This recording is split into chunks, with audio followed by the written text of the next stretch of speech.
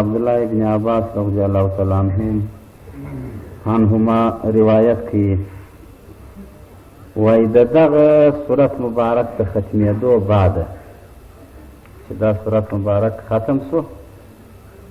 لکه دا اوس چې دا دی ختم سو پر دعا باندې ختم سو نوح علیه السلام داسې دعا وکړل ول خدایه و ما ته بخښه وکړې زما و مور پلار ته وکړې ولمن دخل بیتی چې زما په کورنۍ کې ځان داخل کړي یا زما په اهل کې داخل او یې مؤمن وللمؤمنین والمؤمنات د ټوله جمله مؤمنانو نارینه و زنانو دپاره خدای مغفرت وکړي نو الله دې قبوله کړي تر یوم القیامت پورې چې څه مؤمنان راځي د دې ټولو دپاره نوح علیه السلام دعا کړې نو هغه حدیث شریف اوس درته وایم رسول الله صلی الله علیه وسلم څخه صحابه کرام بیان کوي وایي چې دا صورت مبارک رسول الله ختم کوي موږ ته ووایه بیا یې پر موږ باندې مخ راواړوئ والنجات المؤمنین بثلاثة اشیاء والخلاصون د مؤمنانو به په ورځ د قیامت په درو شیانو سره وکړه شي دغه خو نو ډېر شیان د مؤمن د خلاصېدو هم خدای پیدا کړي دي ډېرې واویستې و ډېرې رابطې او ډېرې لارې د شفاعت او چاچکت چې ډېرې لارې د هلاکتو د غرقېدو هم پیدا کړي دي مګر دا درې شی ډېر د سخت د امید شیان دي او ډېر غټ د امید شیان دي چې هغه څه شي دي رسول الله ول بدعاء نوح ولیو به پروردګار مؤمنان په دعا د نوح علیه السلام وبخښل ولې ده دغه دعا کړې ده او بل و بدعاء اسحاق بل اسحاق علیه السلام چې د یعقوب علیه السلام پلار دی د ابراهیم علیه السلام زوی دی د دعا کړې ده داسې وللمؤمنین والمؤمنات په نامه یاد کړي چې الله نارینه او زنانه مؤمنان راوبخښل دا یې دعا دریم وبشفاعة محمد رسول الله والدریم به د امید شفاعت د محمد رسول الله نو تعالی دې زموږ وروستی و د نورو مسلمانانو په نصیب کې دا درې ډېر غټ امید جلنده ده چې یوه دعا د نوح علیه السلام ده قرآني ثبوت لري یوه دعا د اسحاق علیه السلام د قرآني ثبوت چې شته یو شفاعت و دعا د محمد رسول الله ده چې ولسوف یعطیک ربک فترضی دا قرآني ثبوت چې شته دا درې سره ځایونه د امید دا درې سره لارې و چارې د مغفرت د بخښې په بابت کې د مؤمنانو یقین وکړي چې دا قرآني ثبوت لري دا ثابت راغلی دی دا د مؤمن دپاره یو ذخیره ده چې شته او د دې څخه سوا نو هم عمل د مؤمن څه په کار دی دی نو نه دی چې سړی نو پر دغه باندې تکیه وکړي مشکات شریف یو حدیث شریف راغلی دی یو صحابي د رسول الله صلی الله علیه وسلم یو خدمت وکړي بیا رسول الله صلی الله علیه وسلم و دې صحابي ته وایي وایي څه شي غواړې څه شي درسره وکړم دومره پروګرام شو دومره یې نږدې کړي وځان دی ورته وایي یا رسول الله ستا ملګرتیا په جنت کې غواړم کنې دا امتي دی سویه د امتي ډېره کښته ده د سویه د نبي مثال یې دی لکه سویه د یو رایکي یا د یو فوجي یا سویه د یو بادشاه و د مملکت سربراه چیرې هغه دی چیرې ده رسول الله صلی الله علیه وسلم تکرار ورته کوي وایي او غیر ذلک وایي یو بل شی وغواړه دی ورته وایي یا رسول الله ستا ملګري په جنت کې غواړه رسول الله صلی الله علیه وسلم ورته وایي او غیر ذلک یو بل شی وغواړه دی وایي یا رسول الله مرافقتک فی الجنه ستا ملګري په جنت کې غواړه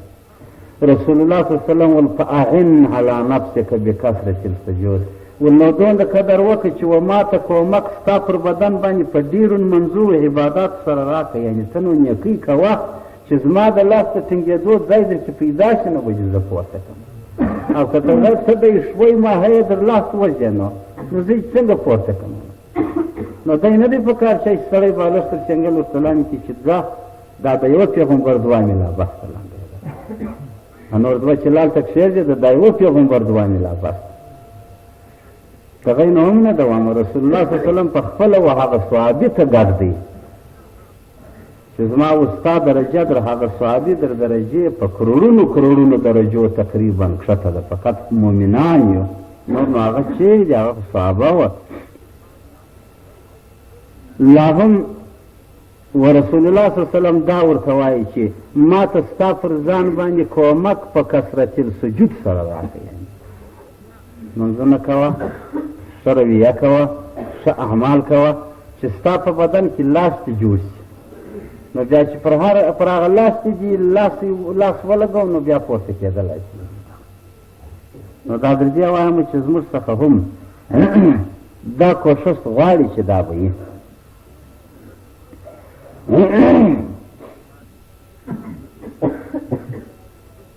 او په بل روایت کې راغلی دی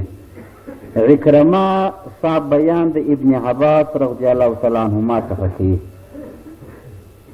دی وایي انه کان اذا قرأ القرآن باللیل فمر بآیة یقول لی یا عکرمه ذکرنی هذه الآیة غدا نو بیا یو صورت بیا وایه یو آیات بیا خوښ شو دی وایي ما ته بیا ویله چې سهار بیا دغه آیات را په یاد کړ زما د شی د یاد ورته دا سورت نوح مبارک چې شروع کړي یار پر هغه شرا د کافرانو راغلی چې د دې رکوع مبارک سر جنې شروع کېږي په سر کې یې شرا ده او په پای کې یې دعا ده دا صورت چې ووایه ما چې ویله ول عکرمه ما ورته ویل ها ول ته بیا سهار دا را په یاد سهار دی وایي چې څنګه ما ورته یاد کړه ما ورته ویل صاحب برایي خو تا داسې یو وظیفه ما ته په لاس را کړې وه ول ده چې دا د سورت نوح چې ما ور یاد کړي ده ول سورت نوح یاده یې ما ورته ویل باړه یې ول چې کومه دعا نوح علیه الصلاة وسلام د کفارو په بابت کې کړې ده هغه هم خدای قبوله کړله چې کومه دعا یې د مؤمنانو په بابت کې کړې ده هغه هم خدای قبوله کړله دا یې نو بیا بل سند و تصدیق شو چې نوح علیه السلام کړې ده الله قبوله کړې هم ده پسې لاندې نو قبوله دعا خو بیا بیخي نه رجېږي لاندې نو دا بیا د قبلېدو سند شو چې حق تعالی جل جلاله ته کم درخواست ده ورپېښ کړی دی چې د کفارو په بابت کې د هلاک خواست کړی دی هم خدای قبول کړي چې د مؤمنانو په بابت کې د نجات خواست کړی دی هم الله قبول کړی دی نو دا خوش خبري یا دا د خوشحالۍ زیری په دې صورت مبارک کې د مطلقو مؤمنانو دپاره شته د هر مؤمن دپاره یعنې دی نه چې د هغه وخت یا د اوس وخت یا د بیا وخت یا د تیر وخت یا د ټولو مؤمنانو دپاره پروردګار دا یو خاص زیری په قرآن عظیم شان کې یاد کړی و ذکر کړی دی حق تعالی دې توفیق راکړي نوح علیه السلام چې قصه د ده مبارک شروع ده ډېر محنت په خپل امت باندې وکړي نه نیم سوه کاله یقین په خوله یادېږي کنې ډېر وخت دی مګر په امت کې یې څه اثر نسو پیدا الله جل جلاله ټوله پیغمبران د دې دپاره راستولي دي چې انسانان په ورځ د قیامت بیا و خدای ته عذر نشي پېښولی قرآن دغسې وایي حق تعالی وایي که ما پیغمبران نه وای راستولي نو بیا به دا انسانانو په ورځ د قیامت و ما ته ویلي وای چې الله تا به موږ خبرولی نو موږ په بیدو ولاړو ورالو حق تعالی وایي د دغه خبرېدو دپاره او د دغه عذر د قطعېدو دپاره ما و هر امت ته پیغمبر پیدا کړي د هغه پیغمبر وظیفه چې شوه دعوت و ابلاغ وشوه خلکو ته د خدای احکام ورسوي مسایل بیان کړي فضایل بیان کړي عقیده بیان کړي اعمال ورته بیان کړي چې انسانان د هغه فکریاتو د هغه وسوسیاتو د هغه شهوانیاتو چرتو و فکرو څخه پر دغه الهي و نبوي سطحه باندې راشي د دغه دپاره حق تعالی 1,20,000 زیاته کم پیغمبران دنیا ته راواستول چې په هغه کې اولوالعزمه پیغمبران، نامداره و نامواره پیغمبران په قرآن کې نام په نامه یاد شوي دي، څو چې په آخر کې د دې ټولو یې محمد رسول الله د غمي په شان په هغه ګوتمۍ کې د پیغمبرۍ کښېښوی، عالمنما یې کوي و دنیا کې راواستوی ده. د هغه د تلو بعده یې دا هر عالم کتاب وایي وارث د دې پیغمبر دی، پر مسله او پر ډپټي د دې پیغمبر یې مقرر کړی، هر یوه ته نسبتا د دې نور امت چې واخلې د هر یوه سره ګویا یو چوخه یو میراث د پیغمبرۍ پروت دی. د دغه روی رسول الله وایي چې علما زما د امت داسې دي زما و امت ته لکه هغه انبیا د نورو اممو سابقه وه. په هغه وخت کې به 10 نبیان وه، 15 نبیان به وه، 40 نبیان به وه، داسې وخت هم راغلی دی، مګر د محمد رسول الله صلی الله علیه وسلم د پیغمبرۍ بعد د نبوته بعد ختم النبوت وسو، بیا به علما دغه ډپټي اجرا کوي.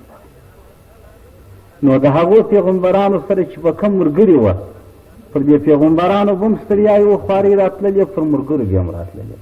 دارنګه به پر علماو باندې هم راځي، پر ملګرو بیا هم راځي. د هغو پیغمبرانو په مخ کې هم خنډونه راتلل، زامتونه راتلله، ستړیاوې راتللې، امتحانونه راتلل. دارنګه به د دغسې وخت د علماو د انسانانو یا د اتباعو په مخ کې دغسې زامتونه و تکلیفونه و ټکرې کوي. در دې پورې زه بیان درته کوم. عیسی علیه السلام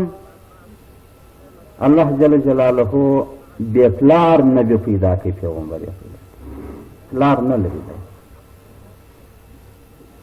څنګه پیدا سو؟ بیبي مریم رضی الله تعالی عنها د ده مور ده و حتی د لویشت ورسېدل. د دې مور بیا چې دا یې نه وضع کړې جنجې، د دې مور نظر وکړي، پلار یې د بیت المقدس د علاقې د دې طالبانو د مدرسې یو مصمم و، یو مشر سړی و،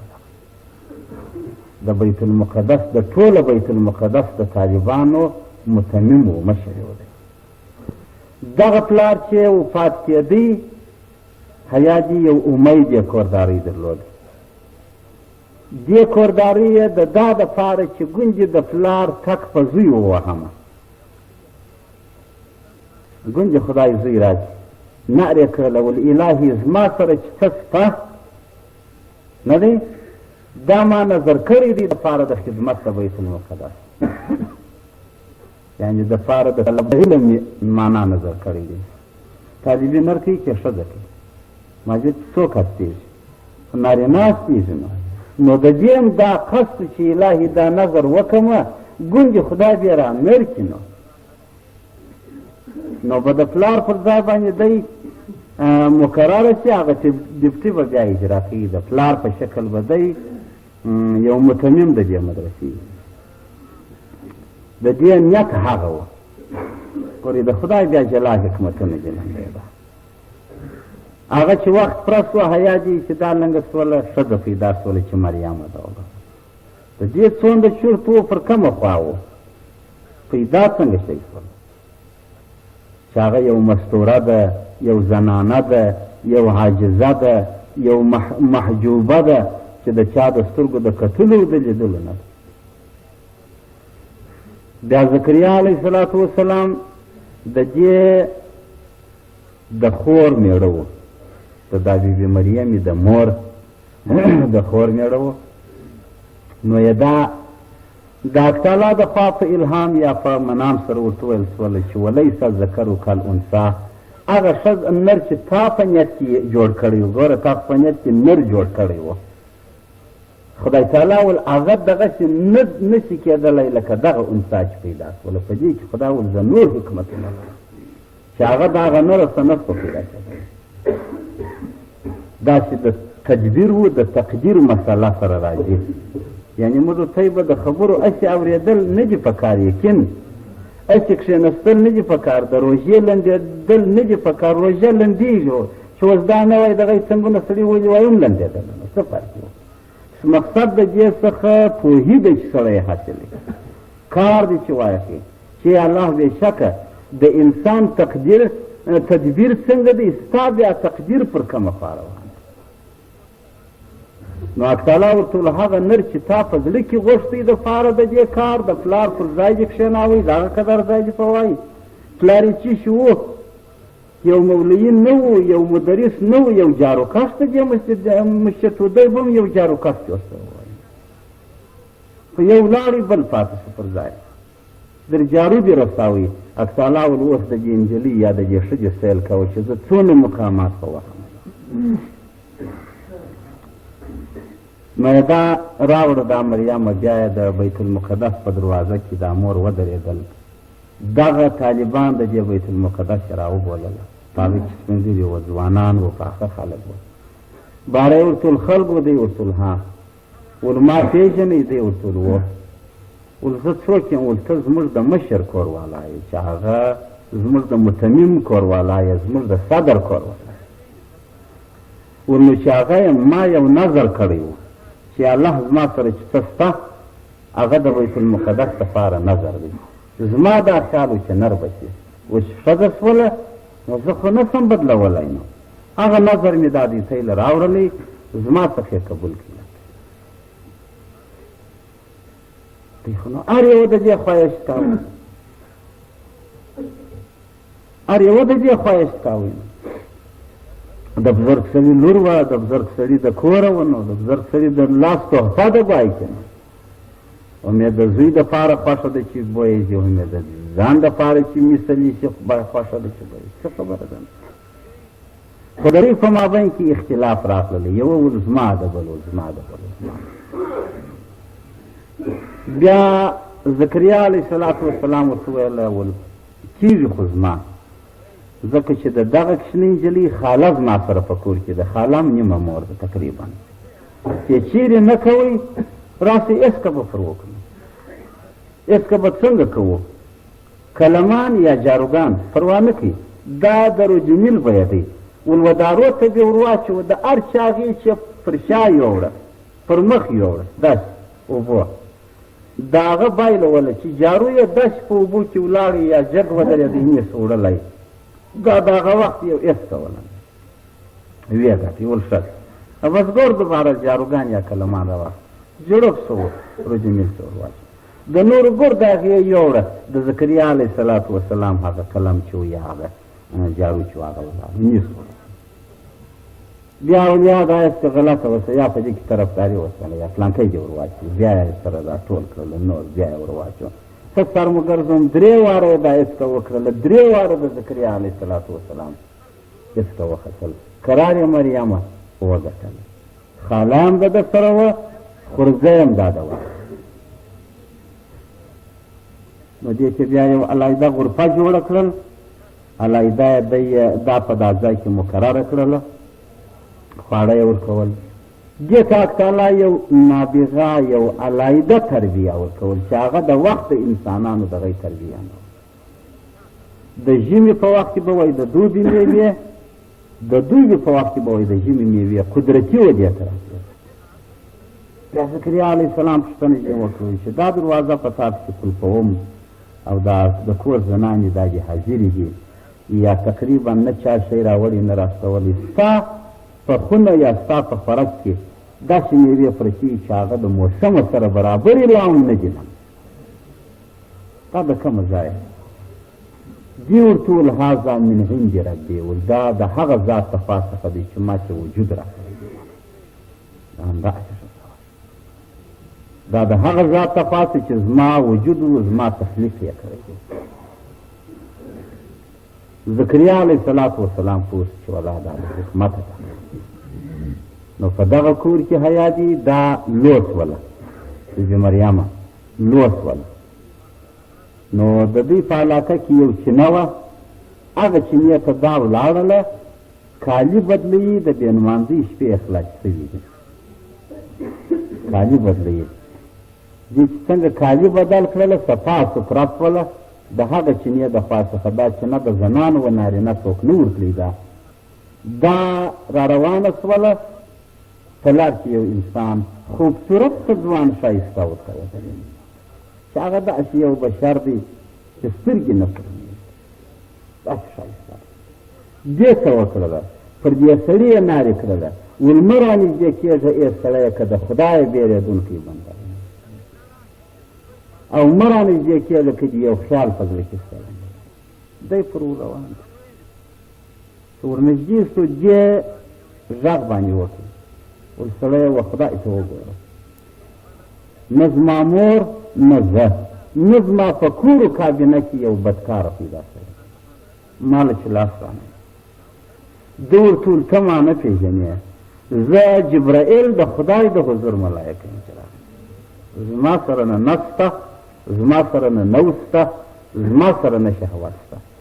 فقط په نارینه د رنګ یې درله راستولی یم په انساني صورت یې درله راستولی یم چې دا یو ماده د جوړېدو د اولاد ول څه کوې نو ول د دې دپاره یې راستولی یم چې د خدای دا امر سوی دی چې تا ته اولاد درکړي ول د چا چې راکړي جبرائیل علیه السلام ول د خپله قدرته چې خدای درکړي کنې ظاهري اسباب خو نو د اولاد مور پلار ده نو مګر بیا اسباب هم خدای پیدا کړي نو آدم علیه السلام نه مور درلوده نه پلار عیسی علیه السلام دا دوی مور لري پلار نه لري داسې کېدلی شي نو بیا دې ورته ویل مه کوه داسې به نه کېږي ده ورته ویل د خدای حکم دغه یي درې روایات یو روایت وایي فقط یې په دې دیوان یا په دې خوله کې سا ورپوکړه داسې پو یې کړه د دغې سا څخه اکتاله جل جلاله حضرت عیسی علیه الصلاة والسلام د دې په رحم کې محسوس کړه یو او بل تفسیر وایي چې ناړه یې ورکړله په خوله کې ناړه یې راواخیستله په دې ګوته کښېښوله د دې پر ژبه باندې ول په خپله خوله کې سره واړوه تېره یې کړه هغه ناړې و دغه ناړې چې سره پروردګار اولاد بل تفسیر وایي آدم علیه الصلاة والسلام چې په هغه پلا ژوندی کېدی چې دی تکمیل سو روح یې د سره و در نوکه پورې ولاړې خیز دا روح وخواړي ده نوژۍ وکړي دغه نوژه یې اکتاله و جبرائیل علیه السلام ته ورته چکه هغه د آدم علیه الصلاة والسلام نوژه یې وایي د دې په خوله کې وري لکې روح ځینې پیدا کړه ابالانو دا د کور ته راغلله نمه میاشت بعد یو تفسیر وایي 3 ساعته بعد بل تفسیر وایي په یوه لمحه کې بل تفسیر وایي خدای ته نو اساسا یو وایي په یوه ګړي کې یو وایي په 3 ساعتو کې بل وایي تقریبا په 3 مهلتو وختو کې بل وایي په 9 میاشت کې لکه نور انسانان چې پیدا کېدل حیا دې د دې سره اولاد پیدا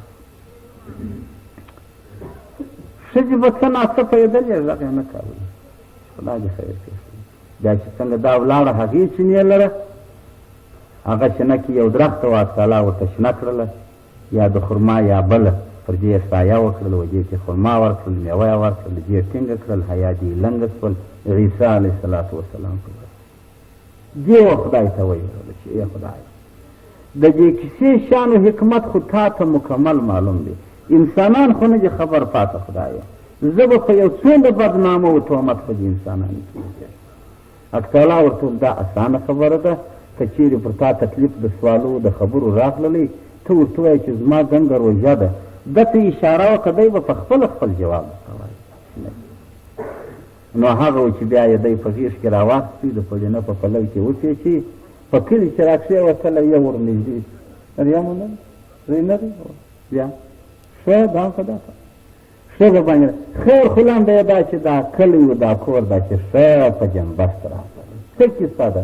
هغه د پلانکي متمم یا د پلانکي پیر یا د پلانکي ملا لور چې و هغه خو داسې سوله دا د ذکریا علیه السلام کره وه داسې سوله دا د اله بالله کور دا د مخله زموږ ولس خوښ و څوک هغه وایي څوک هغه وایي څوک هغه وایي ډېر به په دې ګمان کې بدګمان در دنیا کې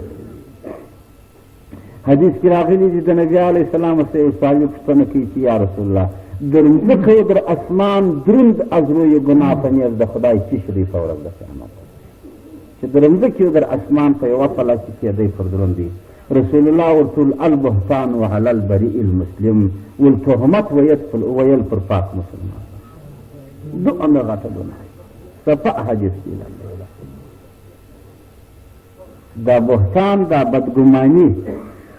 چې زما په خیال او زما په خیال او ستا په خیال دا دوغنده ګناه لري دوغنده درنه د رسول الله وایي دروند مځکو در اسمانو په ورځ د قیامت په نیز د خدای دغه ګناه ده والبهتان على البریء المسلم د خارکۍ پیس نه دی خبر چې شاید خدای ګاټ پرې تړل دا خلک یې ورته کوي دی پر خاندي ګرځي هغه دی یادوي دی خاندي دی چې دا څوک دی ته خو نه خپلې شیان وایي خبر نه یم خاندي نو دا بهتانیانو خو بهتان ووایه څو چې بیا دا مرکز ته راغلله او مجلس باندې جوړ شو د نورو د ښځو دې ورته وویله چې اني نظرت للرحمن صوما زما روژه ده ګوند او اشاره یې عیسی علیه السلام ته وکړه چې د ده سره خبرې وکړي هغو پر وخندله ول څنګه به موږ د دی چا سره خبرې کوو چې هغه د جوشک د رودلو کوچنی دی دا فی المهد صبیه دی باندې راپورته شو په زانګو کې مخ یې راواړه ول اني عبد الله ول زه د خدای مخلوق یم د پلار زوی نه یم زه د خدای بنده یم ما ته به خدای کتاب راکړي ما به خدای پیغمبر د دغه وخت لپاره درته جوړوي زما سره الله رب العزت داسې کوي داسې کوي دا څه معجزات چې خدای وده ته ورکولې د ده معجزې دا وې مړی ژوندی کول بیا د هغه ژوند د بعده واده کول عیالونه پسې کېدل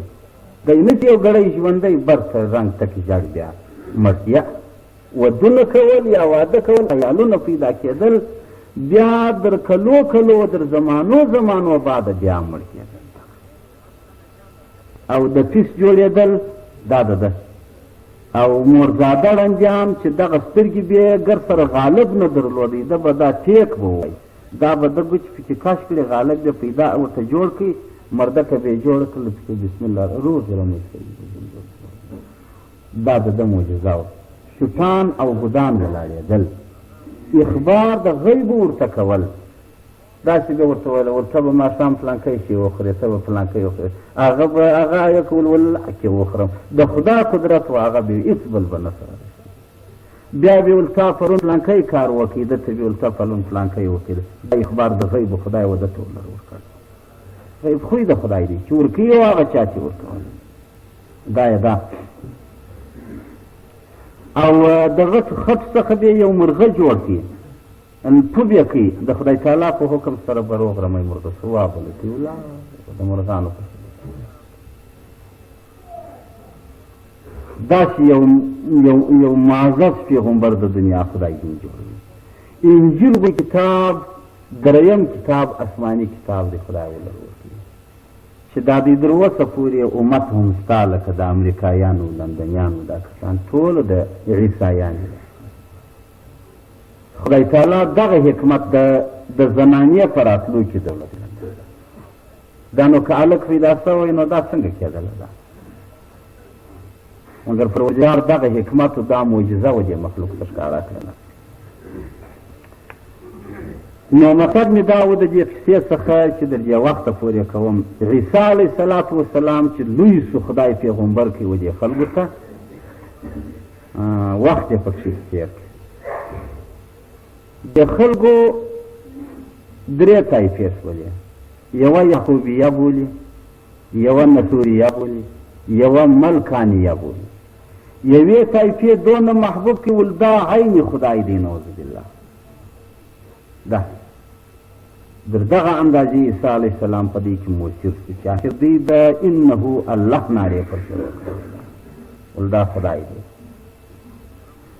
بعضو ویله ول ابن الله دی زوی د خدای دی نعوذ ده بعضو ویله دریم د خدایانو دی یو ول خدای دی یو خدای د مور دی یو خدای ول دی دی مگر عیسی علیه السلام چې حقیقت چې سچا اسلام په دې کې نه راوړي دا هر څه مهنت یې باندې وکړي. نو بیا تعالی جل جلاله ورته چې ای عیسی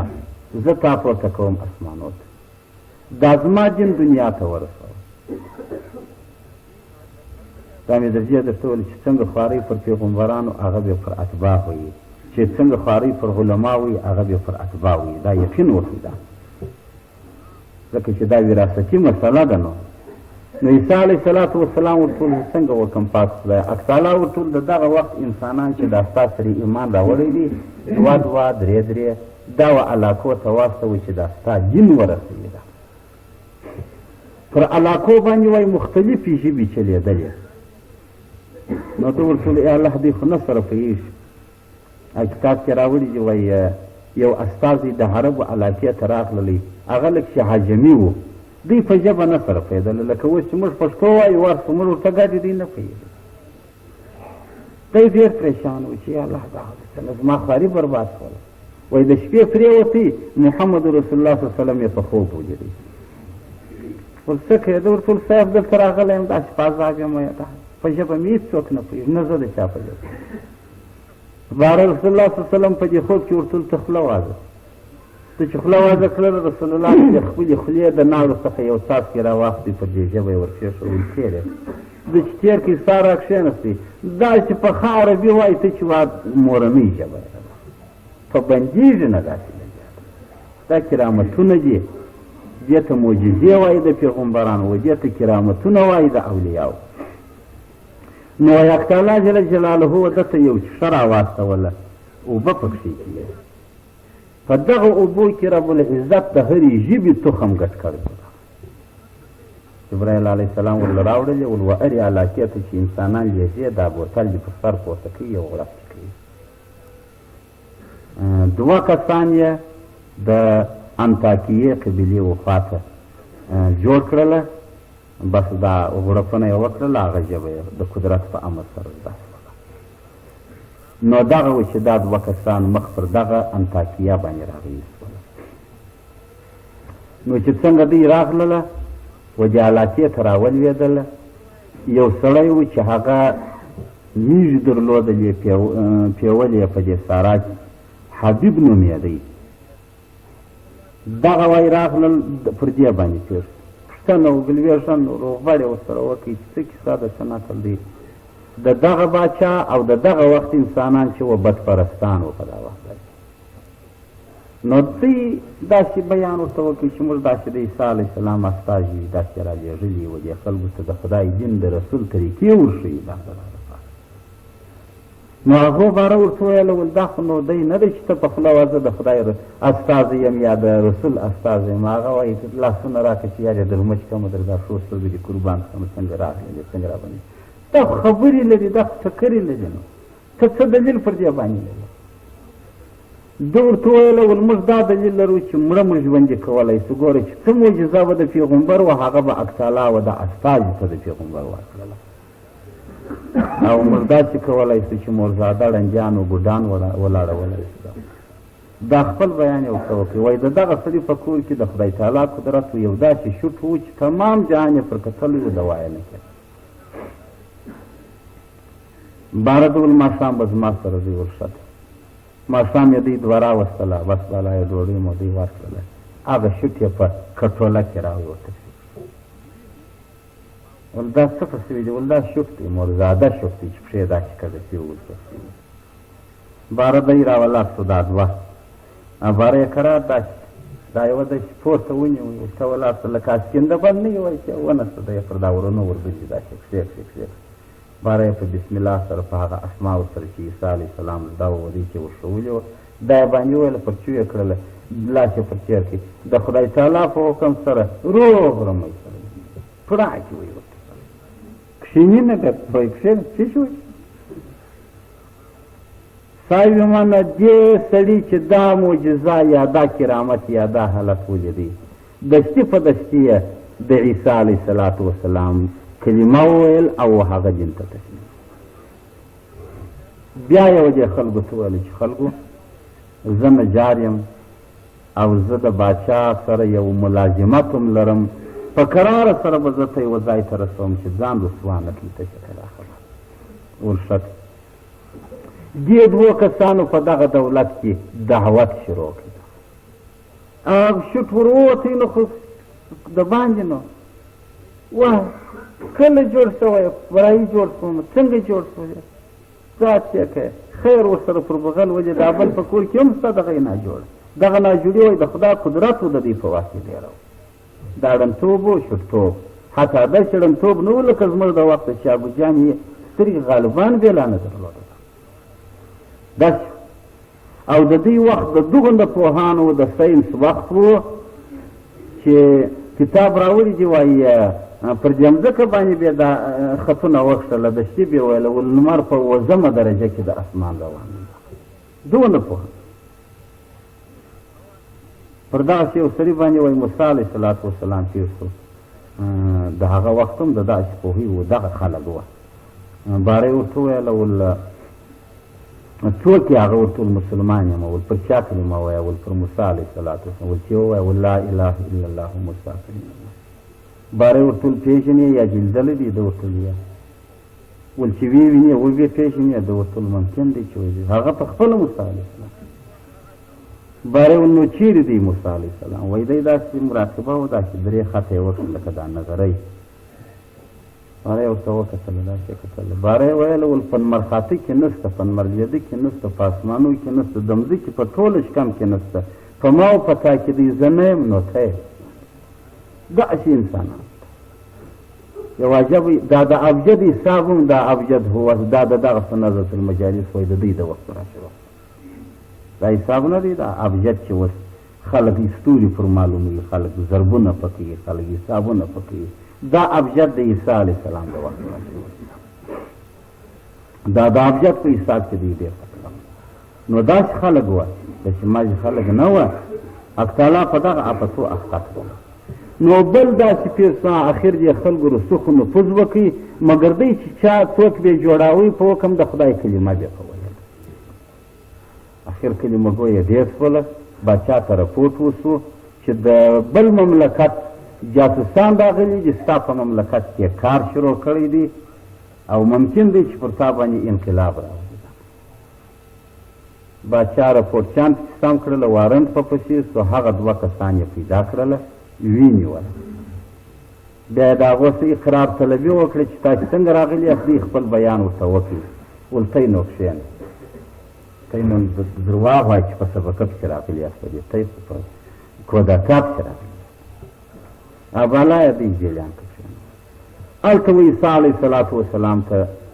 وایي دوی خواست وکړي چې ای الله زموږ د حاله څه زموږ پیغمبر خبر کړه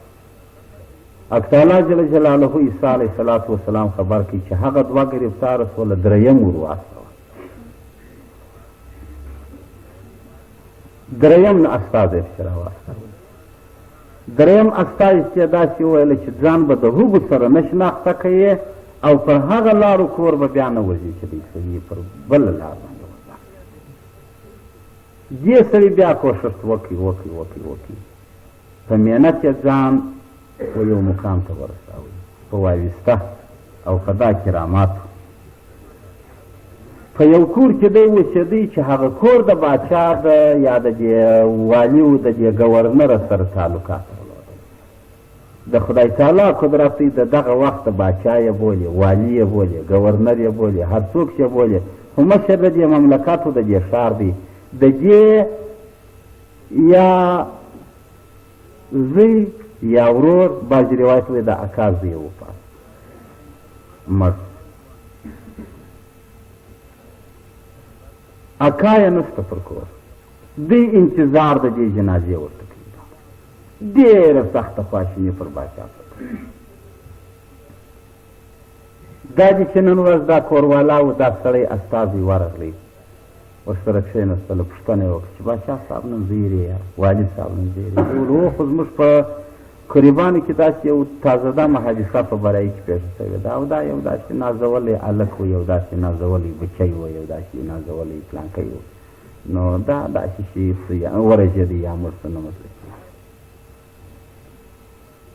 باره ده ورته ویله دا باچا صاحب تا نه دي اورېدلي دا درېیم نفر وایي ته ورته ویل څه شي ول ما اورېدلي دي چې په دا